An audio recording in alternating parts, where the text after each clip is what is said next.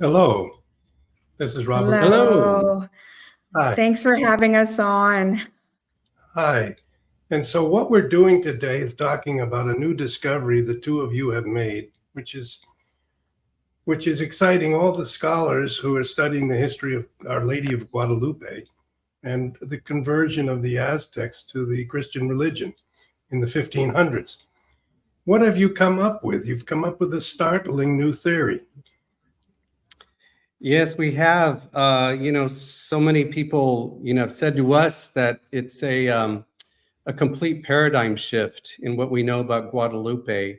Most of the time people talk about the images on the tilma or the stars or the constellations and things like that. Or we know about the narrative between Juan Diego and Guadalupe, what happened in 1531, and of course the millions of conversions. But what we're saying in our book is what is known and what is being discussed these days is really the tip of the iceberg. There's so much more to the story. And what we primarily focus in on is the evangelical preparation, a prophetical foundation that was primed in a way by the Holy Spirit, by God, for up to 3,000 years before 1531. And this could account for, or does account for, the 9 to 10 millions of indigenous conversions, which is considered the biggest Christian conversion event in the history of the world. Mm-hmm. So ours is a completely different take. We guarantee your audience that if they're hearing this for the first time, it's going to be completely different. Okay, so you're getting a multi-thousand-year backstory to the events that occurred in about 1531 and after in Mexico, when Juan Diego brought the tilma and opened it up, and it was showing roses. And followed by that, millions of Aztecs converted and sought baptism to the Christian religion. And you've written a book about this. So you're a team of scholars, a husband and wife team, and you've written this book about the Flower World Prophecy, which explains your theory about what happened at Guadalupe. Go ahead and talk about it. Right, it's called Guadalupe and the Flower World Prophecy, How God Prepared the Americas for Conversion Before the Lady Appeared. Now, the two main aspects, maybe Monique, my wife here, could kind of just tell your audience where we're going with this. Sure. Basically, what happens is when we hear the story of Juan Diego meeting Our Lady of Guadalupe, what's really fascinating is in his very first words, he ties himself to this ancient indigenous belief system. So what happens is he's walking south from his home towards Tlatelolco to go to Mass. And as he's passing by Tepeyac, he's swept into this paradisal realm that's filled with color and light and music. Everything's emanating this incredible energy. And his first words are, "Am I worthy of what I hear?" Which is kind of an interesting way to take on what's happening, that he would connect worthiness with hearing this music. And then he says, "Could I be in the place my ancient ancestors spoke of?" Why would he say that? Why would he say that? In the land of flowers, in this flower world paradise. So he immediately is remembering something that he was told about by his parents and his grandparents. And it goes back thousands of years, this belief system that nobody's really learned about until the last 30 or 40 years, called Flower World. Right. So he was speaking to Guadalupe in his native language, which is Nahuatl. Now, the people of Mexico during the time period, most people think of the Aztecs, but they were one of many different groups collectively known as the Nahua.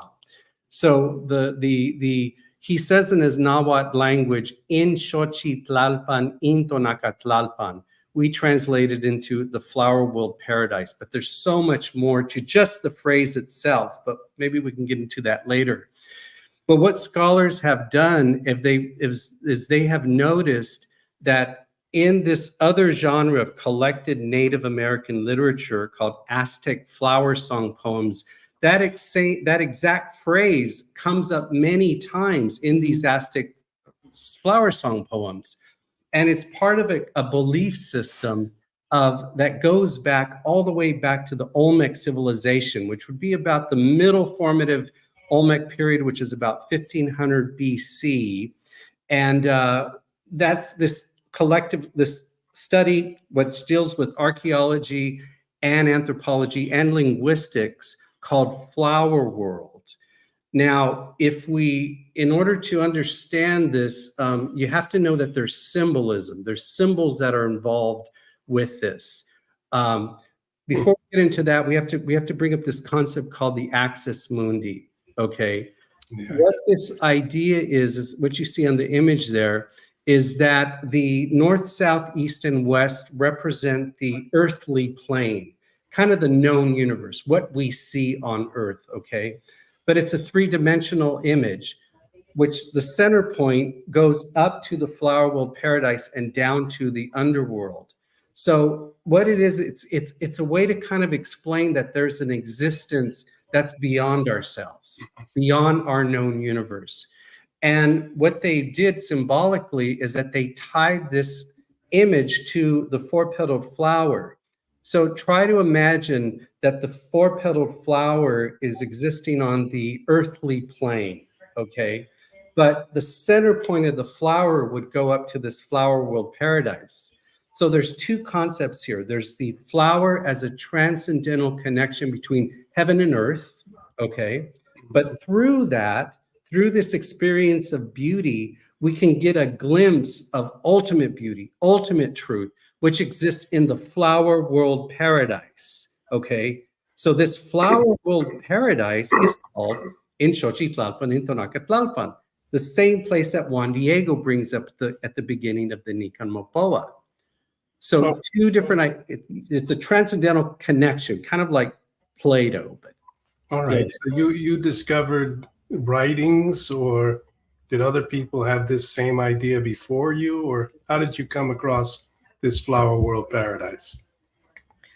Well, the way we learned about it is a bunch of scholars, probably in the last 30 years, as they were trying to understand the peoples of Mesoamerica, they realized through song, poems, and language that was being used that millions of people shared a belief in this location, because so many of these poems talk about this incandescent, radiating, singing paradise. And they're using the same imagery, and it can be found throughout the southwest of the United States, all throughout Mesoamerica, into the top of South America.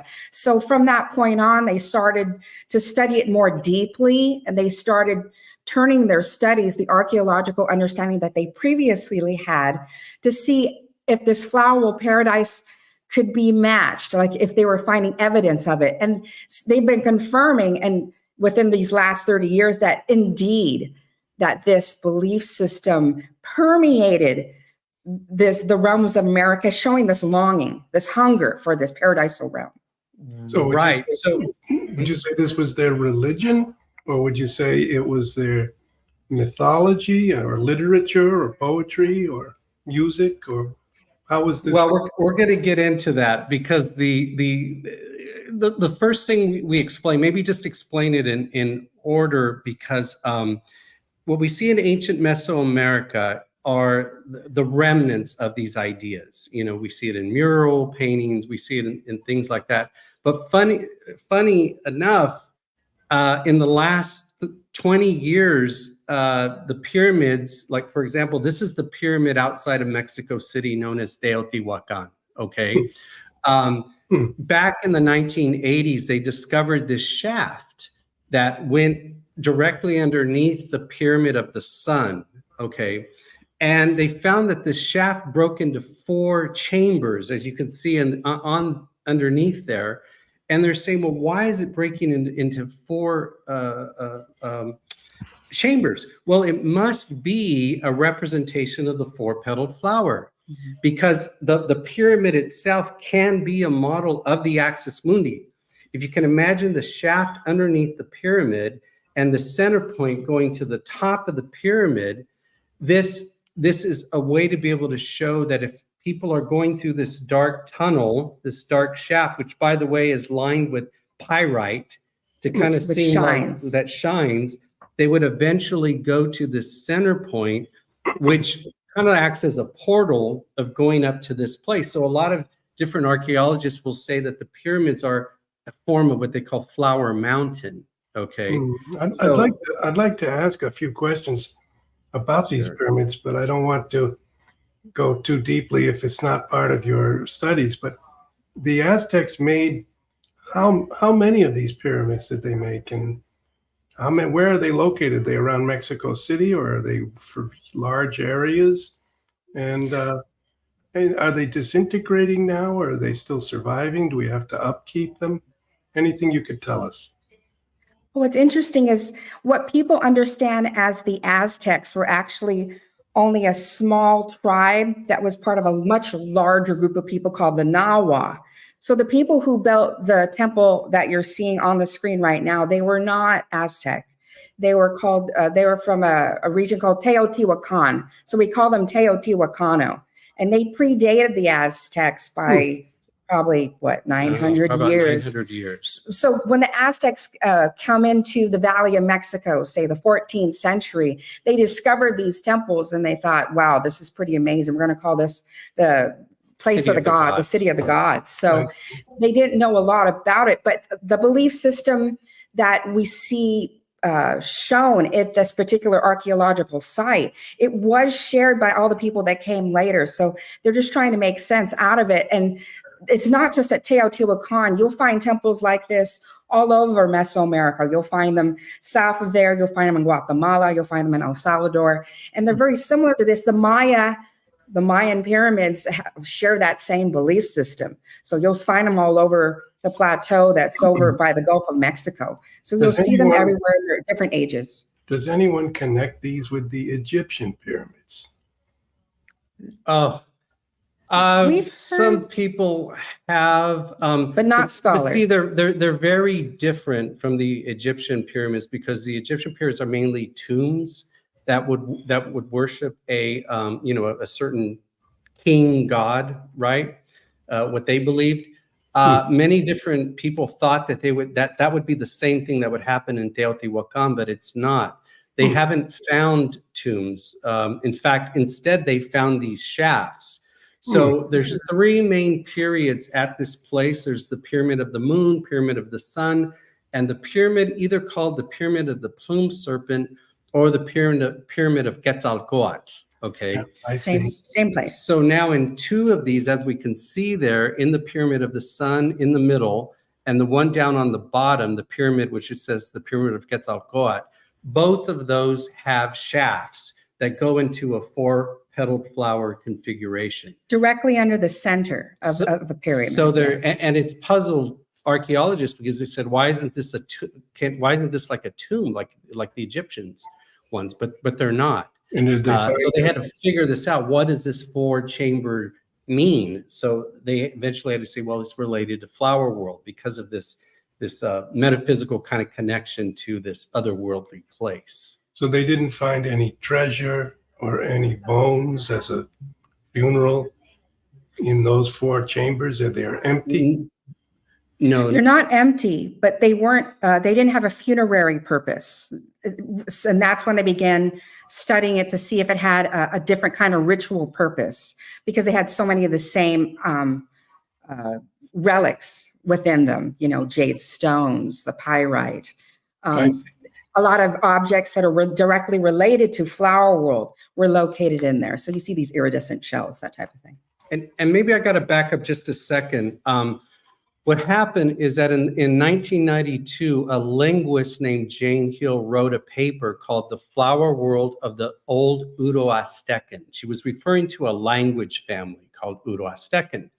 And she noticed that so many of these collected poems, indigenous song poems, all talked about this place of iridescence, of beautiful birds, of place, an afterlife that she coined flower world.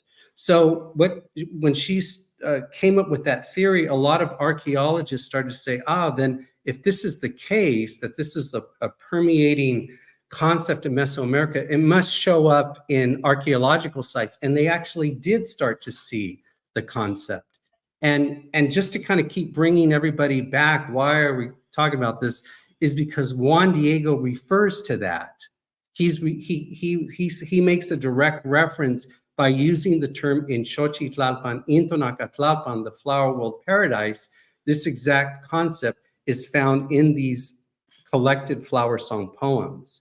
Okay. So this, what you're seeing right here is these places, the pyramids of the sun. But before we leave, we want to point out that way on the right-hand side in red, there's a little place called Tepantitla. Mhm. Okay, and the last time we talked back in December, we spent a lot of time talking about this image, and experts believe that this is a depiction of Flower Mountain. You can go to the slide. If we could go to the next slide. Okay. I think we have it. Okay. There. Okay, there. This is Okay. right there with those pyramids. Yes. Right. Right next door. Right. So this is a mural that's in, they call them apartments because more than likely the elite, the nobility of Teotihuacan lived in these apartments. And what is depicted here is that people actually kind of going through an imaginary or metaphysical kind of wormhole where they would be going from the flower world, a passageway from death to life after death in the flower world paradise. So you can kind of see that little guy kind of coming out of the mountain. So it helps to kind of explain this flower world hypothesis and Flower Mountain. Maybe go into just a bit more detail. What are we looking at here? A mountain and someone at the top, a red figure. And Yeah. this, So what? Sorry. and these people are in the air, or is this an eternal paradise that they're reaching by going up through the mountain? So the way they visualize this paradisal realm is initially as a mountain so that the soul can ascend up the mountain and into this paradise that's filled with birds and butterflies and music and singing and life-giving waters that give life to the soul. So that's essentially what you're seeing there. Right. So kind of the big takeaway on this is basically this was a place that the people wanted to go to after death. They wanted to go. They yearned for it. You know, they put it in their murals. They built these pyramids as representations of it. They carved 4-petaled flowers into mountainsides. It's all over. And we're not making this up. I mean, this is what archaeology, paper after books talking about flower world. So, you know, we're just kind of connecting the dots. So what here is just kind of showing you, you know, where they are. This is a real place. It's about an hour outside of Mexico City. But I think the thing is that when we get into this next section, we're going to see that all these concepts turn into a narrative, into flower song poems. So maybe what is the next slide? And the date of these murals, do you think is like 1000 AD, or when do people date them to? They date them to about 200 AD, so not very long after Christ coming on the earth. Within the first couple hundred years is when they believe those murals were created. And those are still surviving. They're still surviving today. You can still go there and see them. Yes. Yes, absolutely. All right. So, hopefully, well, we don't want to. Are we doing okay? Sure. We don't want to lose the audience or anything, but because we could.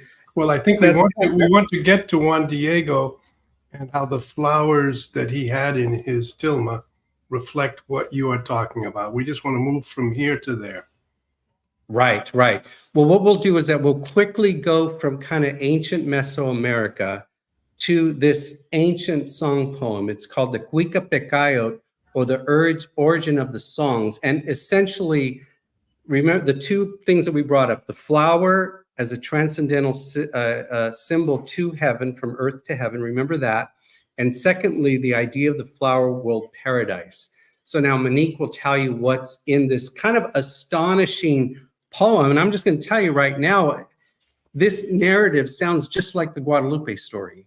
And that shocked me when I first learned it, when we first learned about it. And I think a lot of people who are Guadalupe devotees don't know that there's a song poem that's been around for 100, perhaps thousands of years that sounds very much like the Guadalupe story. So Could I yeah. just ask, this document, is it dated to a certain date? Obviously, the song could have been written down in other documents prior, but what are we looking at right here?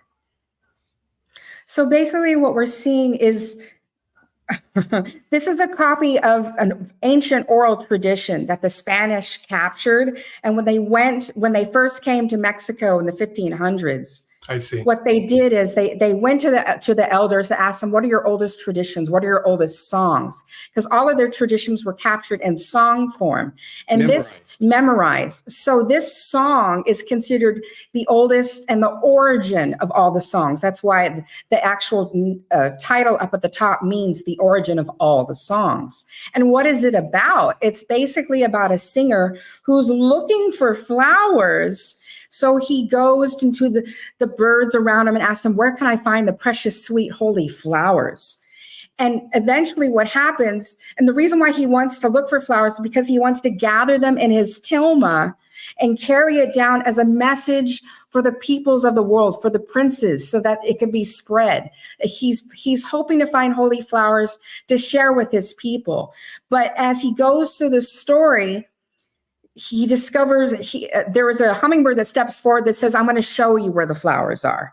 And he goes into this incandescent realm that sounds just like what Juan Diego encountered. And he thinks that he finds the flowers and he thinks he puts them in the tilma and he thinks he brings it down. But as the story turns, you find out that he actually didn't. We don't know if he had a dream. We don't know if he had a vision. It was taken away.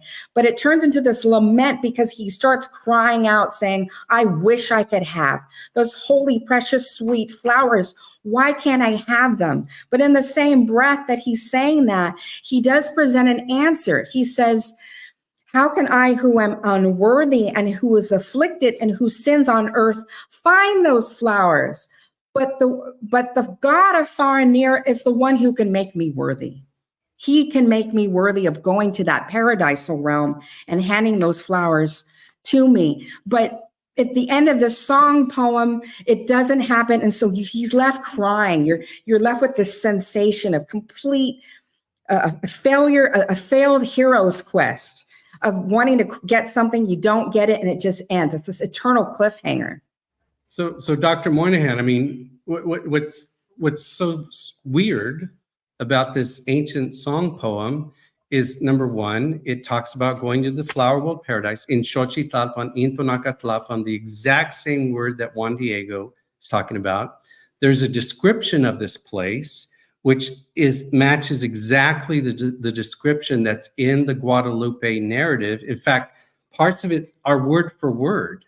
It seems, as if, using computer parlance, that it was copied and pasted, and, from one document to the next.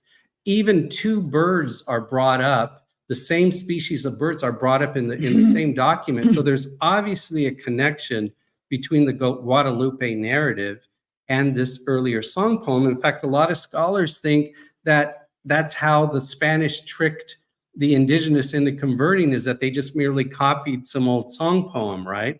That's what pulled us in this project. That's actually pulled us into this, because we believed what these secular scholars were saying. So, but as we did our research and started looking into this, we said, wait a minute, there's another way to look at this song poem. Actually, it's a story of a failed hero looking to find the flowers so he could put the flowers in his tilma and bring them and show them to the people on earth. It's a failed hero story, a la Joseph Campbell and the Man of Thousand Faces, and that whole idea of the hero's quest. In this earlier song poem, the singer fails. Our protagonist fails. He doesn't complete the quest because the flowers, as we saw before, are not just flowers.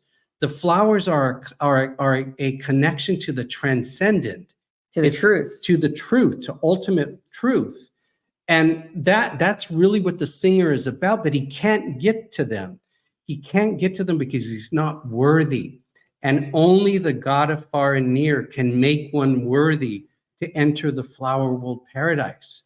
And we believe that that yearning that we saw all over Mesoamerica was why the indigenous, when they finally did get baptized, and I'm jumping ahead, why they were in tears and why they went through so much because they yearned for this flower world paradise, the same thing that Juan Diego talks about at the beginning of the encounter. So anyway, we're jumping ahead here and this and that, but I just wanted to emphasize those points. Well, what's nice, sorry. No, it's a fascinating sociological and historical research that shows that these Aztecs, these Mesoamerican Indians, were prepared in some way for the events that occurred around Guadalupe. And now, what do we have here in this? It looks like a song, or is this? Right. This is the way. See, the Nahua people, the people of Mesoamerica, just like in so many other cultures, they had to have a means to be able to relay their history, the events of the day, like the exploits of a king or something like that. But also what happened in Mesoamerica is they related the way that they saw the worlds, and they did it through song. They did it through two primary drums. The horizontal drum is called the wewet, and the log drum that you see, the vertical drum, is called the teponatzli. Now, these songs were memorized and they were dispersed all throughout Mesoamerica, and especially the song that we're talking about, the narrative, the origin of the songs about the singer looking for flowers. In fact, it's quite possible that this song could have been the first song that was always performed at the beginning of a ritual. So the people of Mesoamerica would have known about this flowery world paradise, and because that was the way things were done. But you have to remember, this was an oral culture. This was an oral history, oral tradition. Oral and pictorial, yeah. Yeah, and pictorial, but primarily oral. And this is the way they would have disseminated history. So there's kind of two points of this. Number one is that these pictures, these drawings were collected by the Franciscans after the fact. In fact, the Franciscans knew that they were having, their missionary efforts were such a failure. It had a lot to do because of the language, but it also had to do because they didn't understand the culture. So that's the reason why so much of this was collected. And this tradition, which is called flower and song, the flower and song tradition. Okay. So we know there was a tradition of a myth or a belief in a supernatural realm or in a realm after death, which would be filled with the beauty of flowers.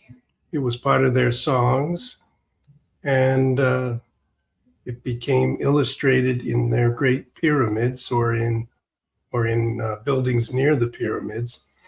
The flower was represented in some type of a carved passageway underneath the pyramids. And then the Spanish show up and bringing the Christian faith. And how does that connect with what we've been talking about? Well, really quickly, a concept we didn't quite bring up as yet is that the indigenous had a very established belief system. It was very complex and sophisticated.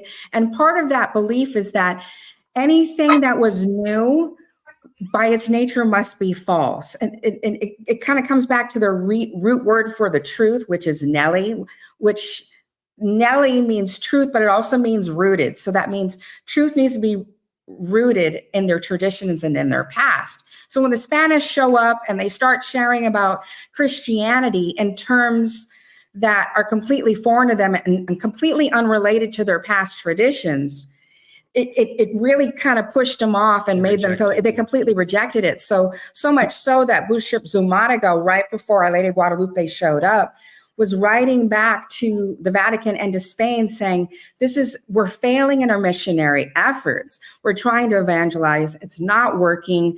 We've been trying for years. Maybe we should just pack up and go home. So you see him commuting this idea right before she appears.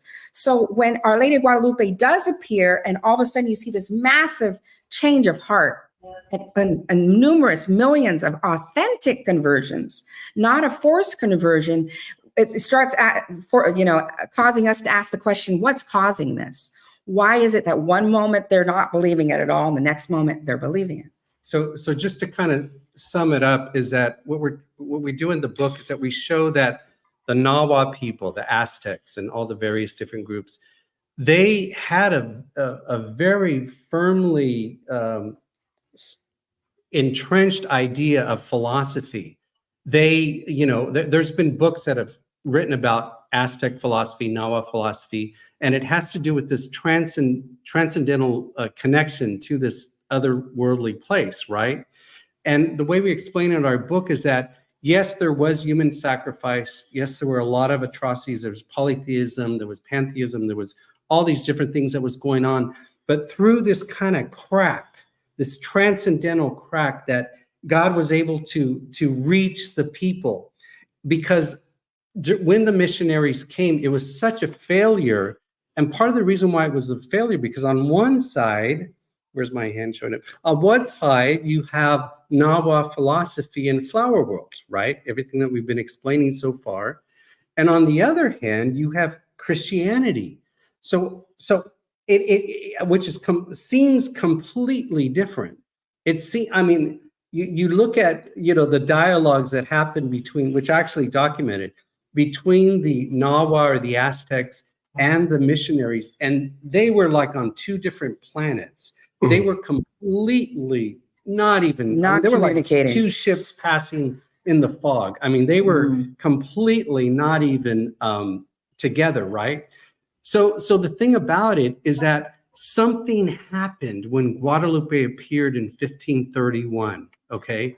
And we explain it. We say that there were 4 major bridges that occurred, okay, in the story. So we've already kind of briefly explained the account where you hear the Guadalupe narrative is called the Nican Mopoa. And maybe we can go over to that slide. Slide 16. Slide 16. And this was written in the Nahuatl language, okay? So briefly, we say that what happened, if we can go back to the other slide, might be a little too confusing. Well, actually, that kind of shows it. Yeah, go back to that map right there, because this is the way that Mexico City looked during that time period. It was in the middle of a lake, okay? And there were various causeways that connected the outer banks of, it's called Lake Texcoco, and Mexico Tenochtitlan, Mexico Tlatelolco, okay? So Juan Diego was walking that morning, and on the upper right side is Tepeyac. That's where Juan Diego encountered Guadalupe. Can we just identify that more precisely? Where is Tepeyac? It would be off the map towards the upper right corner, we're guessing. Yes, that's correct. Okay, we hope this map is oriented in the, it's north. Is it upside down? No. See the 2. No, I think it's oriented properly. Causeways. So yeah, look at to the upper right. You'll see 2 bridges leading to the shore. Yeah, we hope this map is oriented properly, but it would be the northeastern causeway, and he was on his way to mass in Tlatelolco, which is a real place. And actually, Tlatelolco is really important because that's where all this information was collected. That's where the people who wrote the original narrative in the Nahuatl language. There's an earlier remnant from 1556. Well, one of the students from this college, it was located. Slide 14, if you could. Right, in Tlatelolco. In fact, actually, we'll show you a picture of it. There we go. So that exists today. That's the church of Tlatelolco, where it's believed that Juan Diego was baptized. And right next to it is it's called the College of the Holy Cross, which is considered the first university of the Americas, by the way. So this was like the headquarters of all the Franciscan missionaries. This is where they learned the Nahuatl language. This is where they learned about the history. This is where so many important historical documents were gathered. So, and it's critical to understanding the Guadalupe story. So, just a quick, that's why in our pilgrimage, we're going to go to the College of Tlatelolco, because it's just super important. That's the reason why we know about so much of Guadalupe, because of the information that was collected and gathered in that location, in this place. Okay. Well, this is like a treasure hunt where you've started to put together all the pieces, and it finally leads to the great conversion, and it leads to the Tilma, which is in Guadalupe, the great cathedral to Our Lady of Guadalupe. Where is that located compared to here? Well, it's in northern. It's actually in Tepeyac. So in that other map, all that lake was filled in. It wasn't. It was kind of swampy. Lake. But it's actually located on the hill where Juan Diego met Guadalupe. So that's about northeast of Tlatelolco, that the church we were just showing in the college. It's just northeast of there. Right. Okay. So it's incredible. So maybe we could just kind of briefly, I know we're running out of time, but to kind of cut to the chase as to how in our book we explain that the conversions could have occurred, if we may. We'll just dive right into it. Okay. Essentially, we say that the Christian and the indigenous idea of an afterlife was completely different. The missionaries were talking about heaven. The Nahuatl believed in a flower world paradise. Well, anyway, when Juan Diego, as a commoner, as an indigenous commoner, enters into the flower world paradise, as an unworthy one, yeah, the first thing he says is, "Am I unworthy of what I hear?" So, but the thing about it is that he does enter this place. And the reason why, the only difference is that he's a baptized Christian. Okay. So that's connection number one. Okay. Now, connection number two is that I think Monique talked about only the God of far and near can make you worthy. So tell us about that. So what happens when Juan Diego encounters this flower world paradise, and then he meets Our Lady of Guadalupe right after saying that, she identifies herself using 5 different terms. The very first term, she's identifying herself with Jesus Christ, the one true God. But the next 4 terms that she uses, one of the main ones is, I am the mother of the God of far and near. So she's creating a bridge point for every Nahuatl listener who's hearing this story, that she's the mother of the God of far and near, who they knew can make them worthy for that flower world paradise. Yeah. So she's creating all these bridges, and these are just a couple of examples, but throughout the whole story, it's littered with the aspects that are very specific to this ancient indigenous belief system, so that the Nahuatl listener, as he's hearing it, is realizing, oh my gosh, I can go to this flower world paradise. And now we have the tools. We know we have to embrace Christianity and baptism, because Juan Diego being baptized is communicating that message to them. Right. And so that would be the second point that we explain in our book. The third point is that Juan Diego finds the flowers. Mm-hmm. He actually completes what the earlier singer wanted to do but couldn't do. If you put it in Hero's Quest terms, the earlier singer was a failed hero. But what happens in this story, a la, Oedipus Rex or any of these Greek tragedy type stories, right? But in this case, Juan Diego is the redeeming hero or the victorious hero. He's the one who completes the quest. But it's more than that, because the flowers don't just mean pretty little flowers. They actually mean a connection to ultimate truth and ultimate beauty, as we were talking about before. They're not earthly flowers. They're not earthly flowers. They're so what Juan Diego is actually finding is he's finding the ultimate truth of the universe. So what happens then is that he's discovering ultimate beauty. And as we know, ultimate beauty was found by Jesus Christ through his sacrifice. Through what we see as the crucified Jesus on the cross is ultimate love, and therefore it's ultimate beauty. And that's what they had been seeking after for millennia, and why they built these pyramids, why they carved these 4-petal flowers into sides of hills, why they were doing that. Juan Diego was the victorious history. So that's point number 3. But what that means then is that because our hero found the flowers and completed the quest, it now means that eternity is available to anybody who wants to cross that bridge. And what is that bridge? Baptism. Baptism. They would have known from hearing from the missionaries that the way that you can become a Christian and to be able to be made worthy is that a priest, a Catholic priest, needs to baptize you. And this is where a lot of people, don't know, is that when you hear the conversion accounts, the people are going to the nearest priest for baptism. They're traveling, leagues and leagues and leagues in order to reach the nearest priest in order to get baptized. So that's, and as we know, it happens in the millions. Mm-hmm. It's the largest Christian conversion event. So we would say, why couldn't it be evangelical preparation? There must be more to the story than what we know.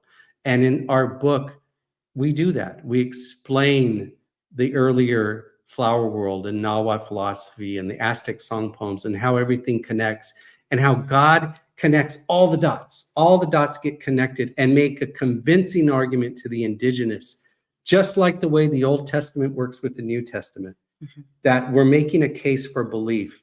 And what you need to do is you need to go out and get baptized. Well, you're telling a fascinating story. And I'm wondering about how you are thinking of it yourselves. How did you get involved in studying this? And have you had some type of mystical experience yourself on your journey? Well, I'll hand it over to Monique. But for first, what happened was that I'm a composer. And back in the early 1990s, I was inspired to set Aztec song poetry to music. So I eventually wrote a concert mass called Misa Azteca. It's been performed all around the world. It was in Carnegie Hall twice. I conducted it at the Sydney Opera House. It's been performed at the Vatican. It's been all over the place. But in the course of writing that, I had to get into Aztec song poetry. And that's when I discovered this first song poem. This is back in the early 1990s. And I saw this first song poem, and it was just like the Guadalupe story. And I looked at the commentary from the secular scholar, the gentleman who translated it. His name is John Beerhorst. And what he said was obviously some Franciscan friar probably used this earlier song poem to dupe the indigenous into converting to the Catholic faith. So they were saying the whole Guadalupe thing is fake, it's fabricated. That's what he was basically saying. And it did hurt my faith. But I met my wife in 2009, and I'll hand it over to her so she can tell her side of the story. Okay. Yeah. So when I became his assistant pretty early on after meeting My music assistant. As his music assistant, his composer's assistant. And when he had to take it back to Carnegie Hall for the second time in 2011, he wanted to add more movements to that particular piece. So he hands me this big book, a ton of song poems, and he says, try to find me some more poetry so I could set it to music. Flip to the very first one, this Quiquipacaya, or Origin of the Songs. I read the song poem and think, this sounds just like the Guadalupe story. So I start bugging him and saying, how is this possible? What do you know about this? And then that's when he tells me to turn it to the back of the book. and to read the commentary. And you have this translator saying, well, must be the basis for a fabricated song poem. And Joseph and I started talking back and forth, and it created this obsession, what we call our wonderful obsession, where we had to find out what it was, if it was actually made up or not. And so we started digging through every source material we could find, and it turned into the book that you see now. Okay, well, that's an amazing story. What do you think yourselves about Our Lady of Guadalupe and the tilma? And what does it feel like to go to the cathedral there and stand in front of that image? Well, we say that we basically explain it that it was kind of like a battle with had multiple fronts. Yes. Okay. That the tilma, of course, is an artistic expression. Okay. We're both artists, so this is things that we kind of talk about often. It falls into the realm of what people call the plastic arts, meaning that it's something that you look at and you experience like you would a statue or a painting. But the musical arts and dance, for example, even theater, is temporal arts. They exist within time and place. Okay, so the tilma, because it lasts, we think that it's really speaks to our age. Because it's a miracle for us. It's a miracle in today's for us, day and age. And of course, it was also a miracle to the bishop. He had to be convinced, Yes, or else he could have squashed the whole Juan Diego thing. But he had to be convinced. But the thing about it is that song poetry, because it's temporal and because it was in a language which eventually kind of not died out, but Spanish became more of the predominant language in Mexico, as we know, that eventually those song poems would be forgotten. So thankfully and providentially, a few of the Franciscan friars had the foresight to collect those and write those down. And that's a whole other story in and of itself. But the dance and the music would eventually die out, and it did die out. So that tilma is critical for conveying the story that occurred at that time. So the reason why we say it was a multi-front battle was because it was not just the tilma. It was also singing. It was also flower song poetry that was sung. It was also dance. It was also the playing of these log drums that we showed. So there was a lot of artistic. It was also ceramics. It was also building monuments like the pyramids. It was expressed artistically. And there's something about, of course, poetry, because poetry speaks in metaphors. Poetry speaks in allegory and symbolism. And so many writers have said that really you can't express the inner longings of man, or you can't express other worldly ideas unless it's in poetry, unless it's artistic. And that's the way that it happened here in the Americas. That's the point that we're making, is that it's the tilma, but it's a lot of other things too. It's a lot of different artistic expressions.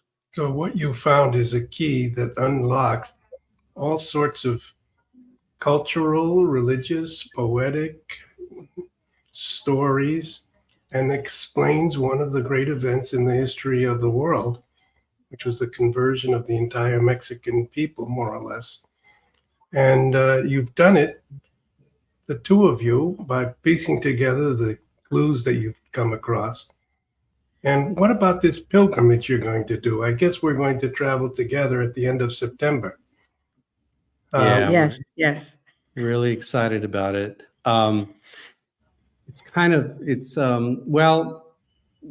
Working with you and your organization and Deborah and everything else, we've been able to custom tailor a 7-day pilgrimage, which is what we integrate say, everything we're talking about. Exactly. The things that we believe are important to the understanding of the Guadalupe narrative. So this will be something most people would never see. Mm-mm. We believe that this is going to be a very unique pilgrimage. I think so many different places that people would never even consider are connected to the Guadalupe narrative. For example, we're going to go to this place called Huechoncinco, which is an important place because it's a place where the poets of the Aztec poets, so to speak, gathered to talk about the flower world. And truth. And truth and life, and beauty. and they talked about the flower and song poetry. It's such an important point. This happened in 1490, just a couple of decades before Guadalupe appeared. And we make the parallel that in the same way the Greek world was prepared for the coming of Jesus Christ, philosophically, that a similar thing happened. And Huechoncinco was the place where it occurred. So in our minds and from all our studies, Huechoncinco is critical, super important. We have to go there in order to really understand the philosophy behind this. So I may have gotten off track, but essentially all of the places that we're going to are revealing different aspects of this unknown prehistory so that people can see it on the ground and see how it's all tied together. Right. So we're going to go to the pyramids. We're going to go to the center where the Aztecs, there's a wonderful museum there called the Templo Mayor, or the Major Temple. And there's actually one of the big poems is actually plastered on this wall. It must be like 30 or 40 feet tall inside the museum. So you can see the song poems. It talks about the song poetry and the song poems tradition in this museum. There's actually a model of what the various kind of what they call city nations, how the Aztec Empire would have looked physically. And we're going to talk in front of this map to show the where Flower World would have happened, how it differs from the Aztec Empire. And then it's all going to culminate by going to the Basilica. Well, we'll be going to the Basilica a lot. A few times, yeah. But we're going to show how all these points connect, how God connected all the dots. And we're going to be in the physical place where the narrative world, where the area of myth, okay, because this earlier song poem was myth, but it turns into a true myth. It turned a la J.R. Tolkien, okay? Because Juan Diego was a person in historical time. He was a real person. So when he carries out this myth, you see that connection of the objective world and the narrative world and the objective world touch, as Jordan Peterson has said. But it happened in Tepeyac. So it's one of those few places where heaven and earth touch. Literally touch. Literally touch. So this is going to be a legendary journey. Yes. Yes, very much. We look forward to sharing it. Yes. It's been planned very carefully. We have a question from John. Has the tilma ever traveled outside of Mexico? No, it's always been in Mexico. It was traveled from the Tepeyac. It was actually at the Episcopal Palace at the Bishop Zumarraga, but then it was traveled back to the place in Tepeyac, and it's remained there. Well, one question I always have: how's the food? What's the meals like in Mexico? It's good. It's food's excellent. Fantastic. Oh, we live in Mexico. What kind of example? What kind of taste do you have there? Well, there's mole, which is like a mixture of the chocolate and chicken. It's a very rich, tasting, spicy chicken meal, which maybe anybody who hasn't tasted it yet, they'll love it. It's fantastic. There's so many great. Yeah. It's really delicacies, gourmet Mexican food. I think in the United States, we think of Taco Bell or enchiladas. It's much richer than that. So people really, will people gain weight on this journey? There's will be a lot of walking. So whatever they eat, they can walk it off. Yeah. Okay. And then there's the spirituality of the pilgrims that go to see the tilma of Our Lady of Guadalupe, this mysterious image that should have disintegrated 400 years ago. And no one can explain how it still holds together. And they go on their knees, and people are deeply moved, and sometimes they themselves have spiritual transformations as they make this journey. Have you seen that yourself? We haven't seen it, but we do know that it is the most visited Catholic pilgrimage site in the world. It gets between 18 to 20 million. Pilgrims a You know, year. we're not counting the Vatican, but I think it even dwarfs that. Yeah, and I've heard so many stories of people who have had their own personal miraculous stories occurring around the image. And we think it's just incumbent to the situation that the tilma, we were talking with Deborah the other day, how it's like there's ongoing conversion that's constantly happening. It's an ongoing miracle. It's not something that just happened in 1531, but happens today. Yeah, and and we just want to bring that up. This isn't a merely academic pilgrimage. The whole goal is to show God's providence, to show the way in which God works through history, how God implants certain kind of concepts, even in pagan cultures, but it's all meant to prepare them for the eventual acceptance of the gospel. God is universal. God works within history. He works within material cultures too. And he works within myth. He works within anything, all the various tools that God uses in order to show that he's in control of history. Wow. And, even right now when it's dark and things look pretty bad, he still is in control of it. Why would God not be working for a miracle right now? I mean, if he did it for the people of Mesoamerica, and even as Cardinal Burke has stated in his 9-month novena, it was dark. It was very, very politically within the church, from every direction, disease, things were falling apart, right? So many things were going on in the early 1500s. Of course, the Protestant Reformation. So many different things were happening, but God turned it all around. Yes, he did. So why would that not be happening today? Well, I have a dear friend, Antonia. I traveled with her. She says corn on the cob with butter and lime. That sounds Elote, good. yeah. Elote, What yes. is he referring to? Oh, it's common. It's called elote. Well, it's corn on the cob, elote.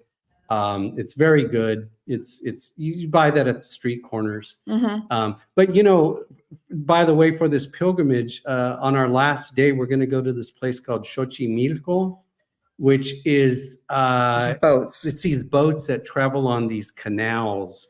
And I think we have it set up that we're going to have our own musicians on board with us. They're going to serve a meal. They're going to serve a wonderful. Yeah, we've been there before. It's a really, really beautiful place. Wow. It's like the Venice of Mexico or something like that. Now, Antonia writes, recently there has been a new miracle on the tilma, but I'm not sure what she's referring to.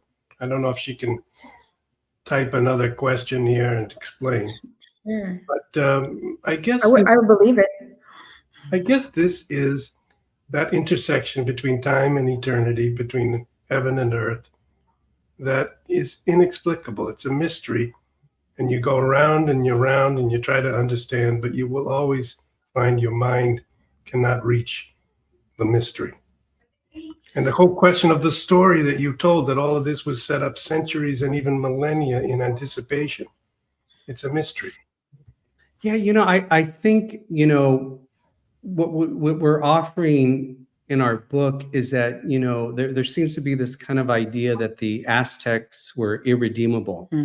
Yeah, of course, it was bloodthirsty, the amount of carnage and human sacrifice that were going on at that time. Of course, we don't deny that. But the thing about it is that, God even wanted to redeem the Aztecs, and it went through a lot of trouble in order to implant those concepts that would eventually find themselves to be fulfilled. Everybody is redeemable. We've started conversations about possibly presenting our story in prisons. And we used to do prison ministry, and that was one of the things that we had in common when we met. But the idea that even if you're on death row, even if you're, done the greatest sinner ever, everybody is redeemable, and you just need to turn to Him. You just, need to be baptized if you need to be, and that's one of the biggest things about what happened here in the Americas. Well, I guess we're coming to an end of our time. You've presented us with the story of a multi-century preparation for the appearance of Christianity and faith due to the roots of these beliefs already being planted in Mexico. And it centers on Juan Diego receiving the tilma filled with flowers that the people of Mexico felt represented what they had been longing for already for centuries. Now, Antonia has just written, the miracle I'm referring to is when abortion was put into the French Constitution and the womb of Our Lady lighted up in the place where the baby Jesus is. Well, they're terrible things that are happening in our world, and we are trying to follow the best we can the way that's laid out before us, doing these podcasts and these pilgrimages. And we are very pro-life. We feel sad that the world is not taking care of the babies, including in France. So I guess I could say one thing and then I could ask you to give a final summary. But I would say if people like the podcast, please click on the like button. That helps us with the YouTube algorithm. If you could forward this, if someone is interested in Guadalupe and wants to understand this far broader and more ancient background, that would be helpful to us. Thank you all for watching. And how would you like to conclude today? Your very fruitful work, this young couple. We just want to convey to people, at least from our belief, is that this message of Our Lady of Guadalupe is very much a message for this time that we're currently in. The level of hope that it conveyed to a very dark time is meant for us as we tackle what's happening on a moment-to-moment basis, because Our Lady of Guadalupe is there to remind us that God has not forgotten us, will never forget about us, and is taking every point of our lives into very close consideration. And if we just open our hearts, minds, and souls to the Holy Spirit and following God's guidance, we can be shown that and be messages of hope to the world, to the people around us. And just kind of my final thought would be that four-petaled flower appears on the tilma over Mary's womb. So the four-petaled flower, which makes the connection between heaven and earth, the axis mundi, everything that we were talking about in the beginning of this podcast, it appears actually in the tilma. It's a very small four-petaled flower. Directly over her womb. But it leads people into this transcendental realm, which is Jesus Christ. So that would be my parting thought. Thank you very much. Nothing better could be said. Thank you. Thank you. Join us on pilgrimage in 2024. This August, we are in Spain and France, Garabandal to Lourdes. September, we head to Mexico, Our Lady of Guadalupe, and we learn about the Flower World Prophecy. October, we return to Andalusia, Spain with Father Murr for a retreat and pilgrimage, and we end the year in Italy, Christmas in Rome for the beginning of the Jubilee year. We have a few seats left on each pilgrimage. Be sure to sign up now, and we hope to meet you on pilgrimage.